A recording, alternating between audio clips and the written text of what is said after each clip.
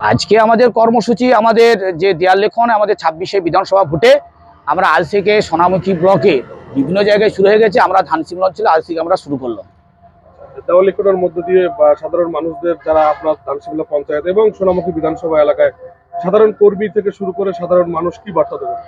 সাধারণ মানুষকে বার্তা দেবো যে দিদি যে সমস্ত উন্নয়নের প্রকল্পগুলো করেছে এবং মমতা বন্দ্যোপাধ্যায় যে মানুষের সঙ্গে আছে, এই বার্তা দিয়ে পাড়ায় পাড়ায় আমরা গেছি, পাড়ায় পাড়ায় বলছি। এবং আজ থেকে বিধানসভার ভোটে আমরা ধানসিংহ অঞ্চল তৃণমূল কংগ্রেসের অঞ্চল সভাপতি থেকে শুরু করে বুথ সভাপতি থেকে শুরু করে শাখা সংগঠনে এবং আমার নেতৃত্বরা সকলেই আজ থেকে আমরা বিধানসভার ভোট প্রচার শুরু করছি। আগের থেকে আমাদের ভোট প্রচার শুরু হচ্ছে, যুবসাথী প্রকল্প থেকে শুরু করে খেত মজুর থেকে শুরু করে আমাদের ক্যাম্প অলরেডি কাজ চলছে।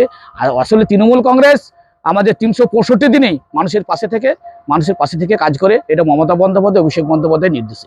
সোনামুখী বিধানসভার বিজেপি বিধায়ককে সাধারণ মানুষের কাছে প্রশ্ন করবেন যে বিজেপির বিধায়ককে মানুষকে দেখতে পায় কি, এলাকায় ওকে দেখতে পাওয়া যায় আর 5 বছর হলো কোথায় কি উন্নয়ন করেছে সেটা দিবাকর বাবুকে প্রশ্ন করবেন এবং সাধারণ মানুষের কাছে যাবেন যে দিবাকর বাবু এই সোনামুখী বিধানসভায় কি উন্নয়ন করেছে। 2026 বিধানসভা নির্বাচনে সোনামুখী বিধানসভায় তৃণমূল কংগ্রেসের কি ফলাফল হবে বলে মনে করছেন? সময়ের অপেক্ষা সোনামুখী বিধানসভার মানুষ তৈরি হয়ে আছে। যে কোনো উপায়ে সোনামুখী বিধানসভা এবারে তৃণমূল কংগ্রেস প্রার্থীকে জিতিয়ে মমতা বন্দ্যোপাধ্যায়ের হাতে তুলে দেবে এবং অভিষেক বন্দ্যোপাধ্যায়ের হাতে তুলে দেবে এবং মানুষ কিন্তু তৈরি আছে।